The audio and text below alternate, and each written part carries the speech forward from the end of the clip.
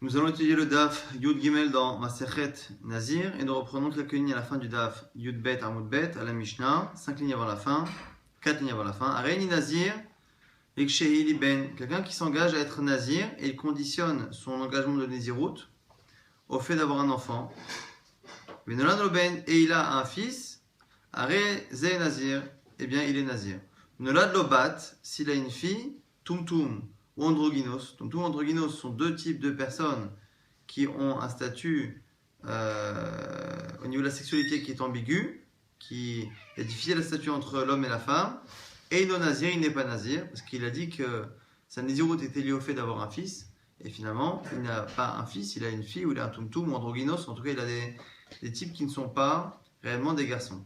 Imamar Sheyeli Vlad, si par contre il dit qu'il sera nazir, si il a un Vlad, il a un nourrisson, un bébé, sans préciser, Afilonolad Lobat, Tumtum Androgynos, nous dit la Mishnah, que ce soit finalement même une fille, même un Tumtum, même Androgynos, un Rézé Nazir, la différence qu'il y a entre Tumtum et Androgynos. Tumtum, c'est celui qui a les parties génitales qui sont masquées, on ne sait pas, et Androgynos, c'est celui qui a plus ou moins les deux types d'organes, mais quoi qu'il arrive, s'il a dit que son éder, de son engagement de nazir est lié au fait d'avoir un fils, eh bien, s'il y a un fils, oui, sinon, tous les autres types d'enfants ne marchent pas. S'il a dit que son vœu était lié au fait d'avoir un enfant, tous les types d'enfants, garçons, filles, tumtum, androgynos, eh bien, déclenchent son engagement de nézirut, arrêt nazir.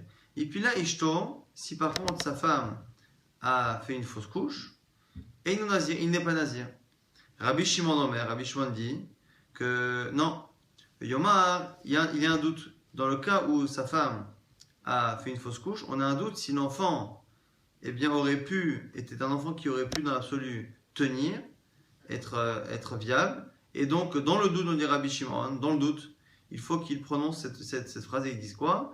Yomar, il dira Im haya ben kayama, si cet enfant était un enfant viable, Areani nazir chova, je fais une nizirut actuellement, qui est la nizirut obligatoire, puisque j'aurais dû être nazir, et imlab, et si cet enfant n'était pas viable, Areani nazir nedava, je fais une nizirut, comme ça, de nedava, de don, je rajoute une nizirut. En fait, ici, on a un doute. Si l'enfant que la femme a avorté était un enfant viable ou pas, s'il était viable, il devrait être nazir, s'il n'est pas viable, il ne devrait pas l'être.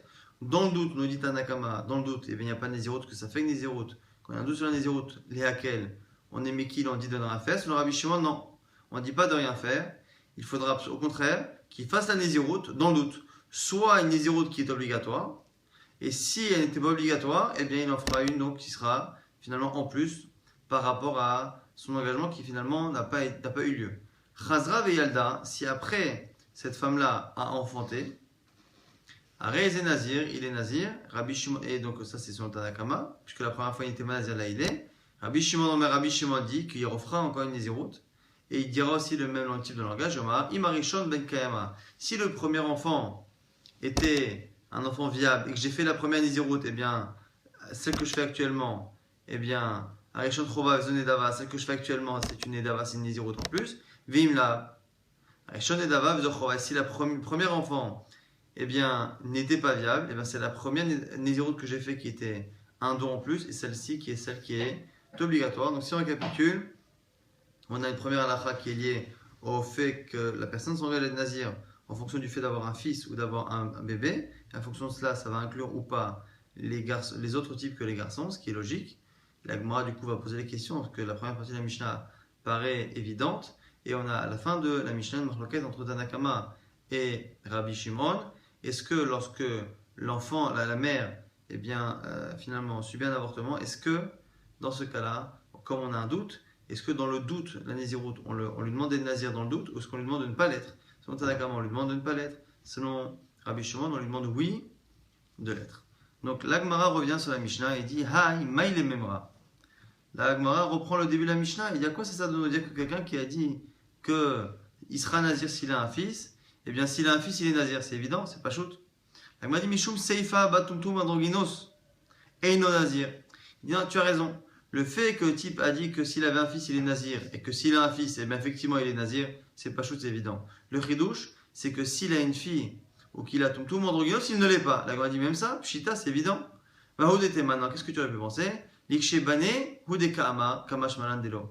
On aurait pu penser que la lachon ben, qui veut dire effectivement fils, peut aussi, on aurait pu penser que l'intention de l'homme, lorsqu'il a dit ben, c'est ben non pas au sens strict du terme un fils, mais dans le sens global, mais la lachon binyan, likshe bane, que je vais construire quelque chose comme c'est comme Sarah a dit à propos de Agar, que moi aussi je vais pouvoir construire un foyer grâce à Agar. Donc Milachon Binyan, à ce moment-là, eh bien finalement une fille ou un toutou androgynos est une construction finalement d'un foyer. Et donc on aurait pu penser que Ben, c'est pas de manière précise un fils, mais de manière générale un enfant. Kamash Malan, c'est pour ça que la Mishnah nous a dit que non. Quand on dit Ben c'est un fils aussi au sens strict du terme. Nouvelle partie de la Mishnah qu'on étudie. Veimamak chez Eli Ben, chez Eli Vlad, verroulé. Fin de la Mishnah qui disait quoi? Que s'il s'engage à être nazir, s'il a un enfant, stam, on a dit que quel que soit le type d'enfant, il est engagé. La Gemara dit pshita, ça aussi c'est évident. Parce qu'il a dit un nourrisson, donc s'il a dit un nourrisson, un bébé, il n'a pas précisé le sexe de l'enfant. Mahodetema, qu'est-ce que tu aurais pu croire? Vlad emechacha beneinche, bainan, kamashman. On aurait pu penser que quand on parle d'enfants, c'est filles ou garçons. C'est ceux qui ont une importance et qui ont un statut chez les gens. Mais, tout androgynos, on aurait pu penser que ça ne fait pas partie de ce que les gens appellent comme étant un enfant, et donc on aurait pu penser qu'il n'est pas engagé. Kamash Malan nous apprend la Mishnah que oui, il est engagé. On a dit à la fin de la Mishnah que Epila Ishto Eno Nazir, que selon Tanakama, si sa femme a perdu l'enfant, eh bien il n'est pas nazir, parce que même si on a un doute si l'enfant était viable ou pas, dans le doute on ne fait pas de Nézirut.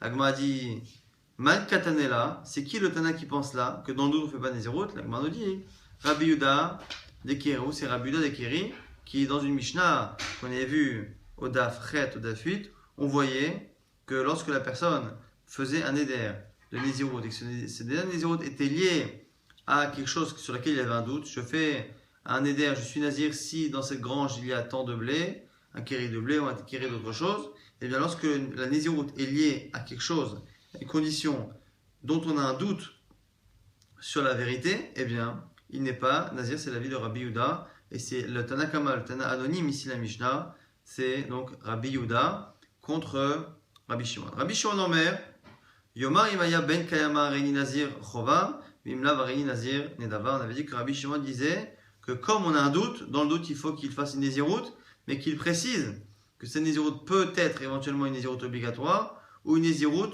en plus. Si l'enfant était viable, il dit je veux que cette nézirut-là soit une nézirut obligatoire. S'il n'était pas viable, eh bien je veux que cette nézirut-là soit un don en plus, une nedava. Question de la Gemara. Be'amine Rabbi Abba Meravuna. On a posé la question à Ravuna. Reini Nazir Lekshe Eli Ben. Parce que la personne a dit je serai nazir lorsque j'aurai un enfant. Et puis la Ishto, et sa femme effectivement a perdu un enfant. Les frish korban, et il a mis de côté un korban à sacrifice. Les chazra veyalda, et qu'après elle a fini par réenfanter et accoucher. Mahou, quel est le statut de ce cas-là? La Gemara nous dit Aliba Deman, comme qui on pose la question? I Aliba de Rabbi Shimon, si on pose la question selon Rabbi Shimon, qui pense que dans le doute on fait Maïtiva elle est. Amar Rabbi Shimon ça fait que Nézirut l'achmir. Il n'y a pas de question selon Rabbi Shimon. On a dit ça fait que Nézirut dans le doute, soit une Nézirut, on est Mahmir, on demande de faire. Donc quoi qu'il arrive, il sera Nazir. Mais là, l'Iba de Rabbi Yuda, donc la question elle est pour Rabbi Yuda, qui dans le doute dit non, des Amar, ça fait que Nézirut laquelle qui pense que dans le doute, une Nézirut, on ne fait pas. Et c'est ça la question. Maï, Kadosh, O, Lo Kadosh. Est-ce que le fait qu'il ait sanctifié l'animal avant, à un moment donné où on avait un doute sur la viabilité de l'enfant, et donc on ne sait pas s'il était nazir, est-ce que le fait qu'il ait sanctifié la bête à ce moment-là, est-ce que ça marche maintenant que la femme a accouché pour de bon, ou est-ce qu'il faut sanctifier la bête à nouveau? Elle dit Maïnaf Kamina, à quoi ça sert? Parce que dans tous les cas, il est nazir.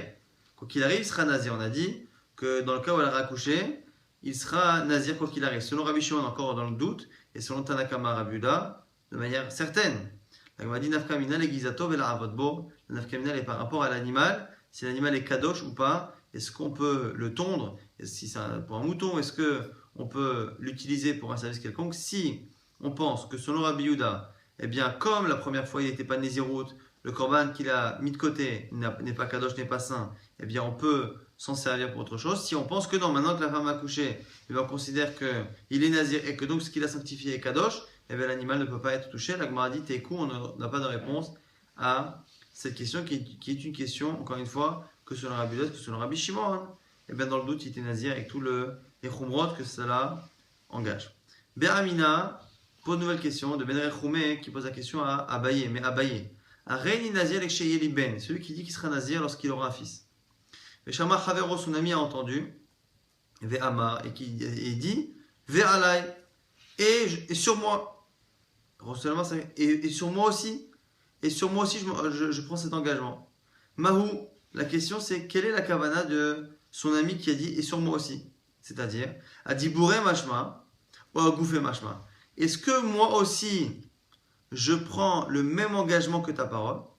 C'est-à-dire, tu as fait un éder de devenir nazir lorsque tu auras un enfant, je prends la même parole et je la prends pour moi. Moi aussi, je serai nazir lorsque tu auras un enfant.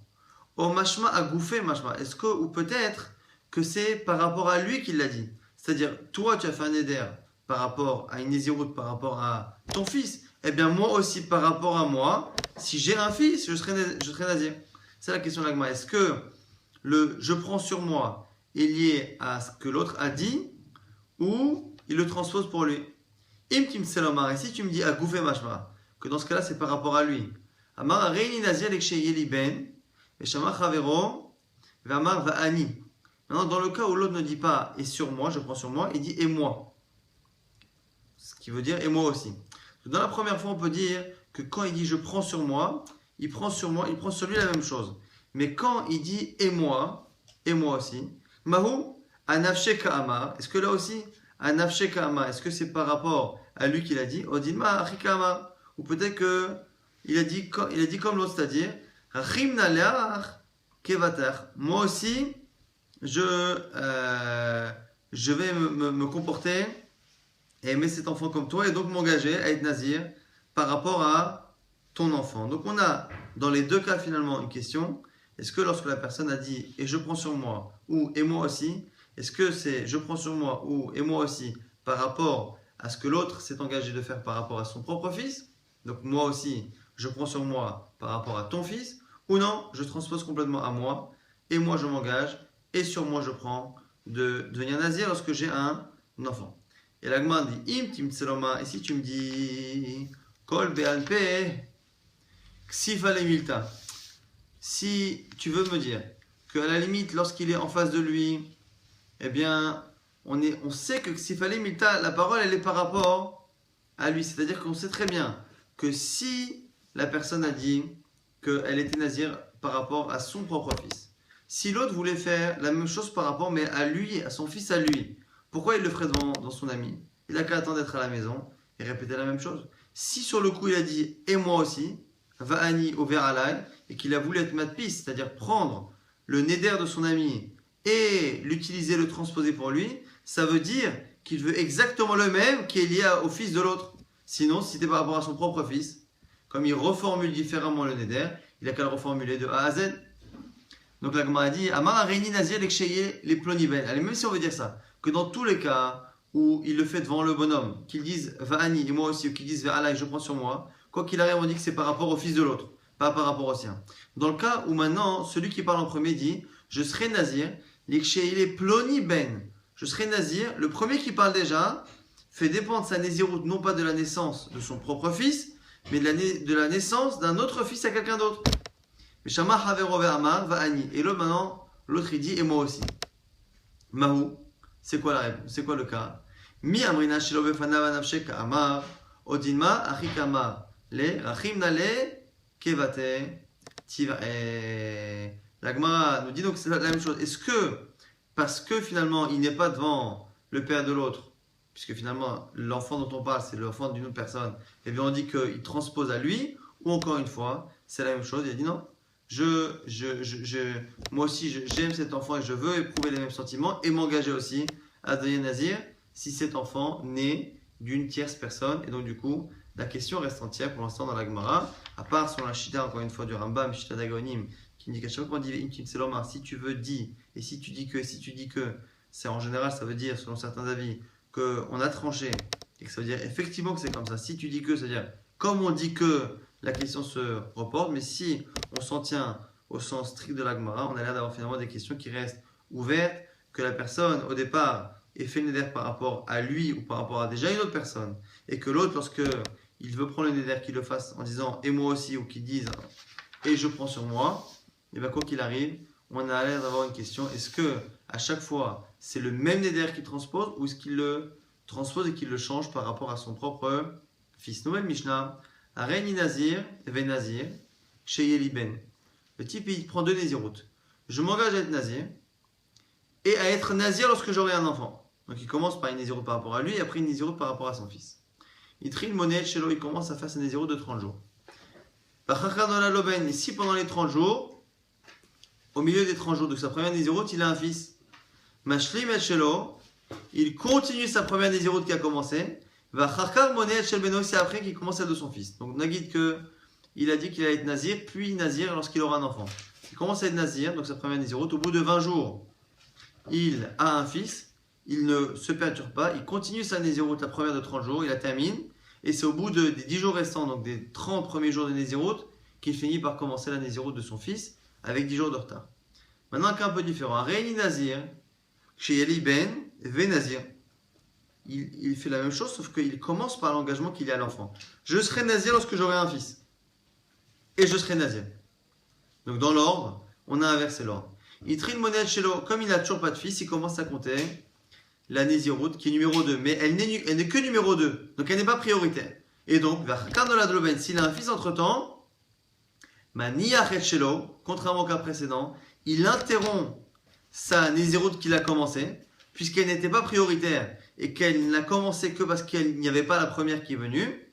Il laisse tomber cette première, et il compte celle qu'il y a son fils, et après il complète la première. Si on reprend le cas précédent, similaire, donc c'est un cas où la personne a dit je serai Nazir lorsque j'aurai un fils, et je serai Nazir.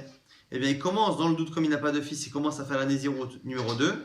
Il a fait, si au bout de 20 jours il a un fils, il interrompt cette première Naziroute de 30 jours au bout du 20e jour, et il commence une nouvelle Naziroute de 30 jours, et à la fin de ces 30 nouveaux jours, donc qui arrivera au jour 50 par rapport au premier engagement, eh bien il complétera, il rajoutera 10 jours manquants de la première Naziroute de 30 jours. Là-dessus, la Gemara pose une question. Rava pose la question. Amar Ari Nazir, les Achar Esrim Yom. Je serai Nazir après 20 jours. Donc dans 20 jours, je serai Nazir de 30 jours. Ou Me'arshav Me'ayom. Et je prends tout de suite une Naziroute de 100 jours. Donc il a fait ici, il a cité en premier une Naziroute qui commence dans 20 jours. Et il a cité en numéro 2, et donc normalement à celle qui n'est pas prioritaire, une Naziroute qui commence maintenant. Ça ressemble un peu au cas précédent de la Mishnah, dernier cas de la Mishnah, puisque la Naziroute qu'il commence, c'est la numéro 2. Et celle qui va interrompre et qui va devenir prioritaire, c'est celle qu'il a dit en premier, c'est celle qu'il y a son fils. Là c'est pareil, celle de 100, il a cité en premier, elle commence tout de suite, mais celle qui est prioritaire, c'est la première. C'est la question de Rava. La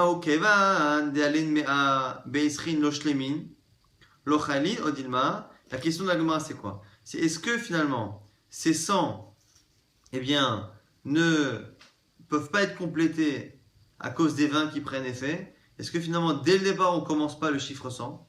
On attend les 20 premiers jours, on ne fait rien. Au bout de 20 jours, on commence une Naziroute de 30 jours et c'est que après qu'on commence à des 100 jours. Ou peut-être que finalement, comme la Naziroute qu'il y a au milieu, on commence, elle descend. Au bout de 20 jours, celle de la Naziroute principale prend effet. Mais cette Naziroute principale, même si elle fait une parenthèse de 30 jours, finalement, la personne ne se comprend toujours pas les choses, qu'elle passe d'une Naziroute à une autre. Comme c'est ça le deuxième tzad, la deuxième lecture possible, c'est comme il n'y a pas finalement d'interruption des Issourim, des interdits de Naziroute, bien peut-être que ça ne fait pas interruption. C'est la question de la Gemara. On va très rapidement récapituler tout ce qu'on avait vu. On avait vu que lorsqu'une personne s'engageait à être nazir par rapport à la naissance d'un garçon, garçon, ces garçons sont stricts du terme, donc tout ce qui est fille ou autre genre un peu particulier ne rentre pas là-dedans. Par contre, s'il a dit un vlad, un enfant, eh bien l'enfant inclut à la fois garçon-fille, à la fois tonton androgynos, ceux qui ont soit des parties génitales caché, soit ce qui en ont les deux, qui fait qu'on a du mal à statuer sur le genre de l'enfant. On a vu une marque entre Rabbi Yehuda et Rabbi Shimon. Est-ce que lorsqu'on a un doute sur une Nézirut, est-ce qu'elle est existante ou pas, est-ce que dans le doute on l'a fait ou on l'a fait pas? Selon Rabbi Yehuda et Tanakama, donc on ne la fait pas. Selon Rabbi Shimon, oui, on l'a fait, et dans le doute, et donc on dit, si j'ai besoin, je le fais comme prix, ou sinon, c'est une Nedava. On avait vu également que lorsque la personne, on avait cité une là, plusieurs questions, lorsque la personne disait qu'elle sera nazir lorsqu'elle aura un fils et que l'autre à côté dit et moi aussi ou et je prends sur moi, est-ce qu'il prend exactement le même néder, donc qui est lié à la naissance du fils de l'autre, ou est-ce qu'il le transpose à lui et c'est par rapport à son fils? Et la même question qui se repose lorsque la première personne elle-même avait déjà fait un néder de Nézirut qui était lié à la naissance non pas de son fils mais d'une tierce personne. La question reste entière dans la Gemara. Et on avait terminé avec une Mishnah qui disait que lorsque la personne s'engage à deux Nézirut, une qui est conditionnée, l'autre qui ne l'est pas, eh bien c'est celle qui est citée en premier qui est prioritaire. Donc même s'il a commencé par l'autre, eh bien lorsque la prioritaire qui a été engagée en premier, eh bien prendra effet, eh bien elle interrompra la première. Donc la personne qui a dit je serai nazir lorsque j'aurai un fils et je serai nazir. Comme il n'a pas de fils, il commence à faire la deuxième, mais la deuxième, eh bien, n'est là que tant qu'il n'y a pas la première qui vient. Dès que la première prend effet lorsqu'il a un fils, eh bien, la première s'interrompt, on fait une parenthèse et on commence la prioritaire qui, lorsqu'elle se termine, laisse la place à la première pour qu'elle termine les jours qu'il manquait. Et Rava pose la question, et c'est là-dessus qu'on s'était arrêté, est-ce que c'est la même chose lorsque la personne s'engage à faire une Nézirut prioritaire qui commence dans 20 jours, mais aussi une autre Nézirut moins prioritaire qui commence dès maintenant et qui se prolonge sur 100 jours. Est-ce que finalement le fait que ces 100 jours ne peuvent pas être complétés sans passer par ces 20 jours qui l'interrompent, est-ce que finalement on ne commence pas maintenant, ou puisque finalement l'interruption de cette Nézirut là est une interruption par une autre Nézirut qui elle-même ne change rien au comportement et aux interdits de la personne, est-ce que finalement ça n'est pas une interruption et donc on peut compter la première Nézirut, l'interrompre et la reprendre après la Nézirut prioritaire?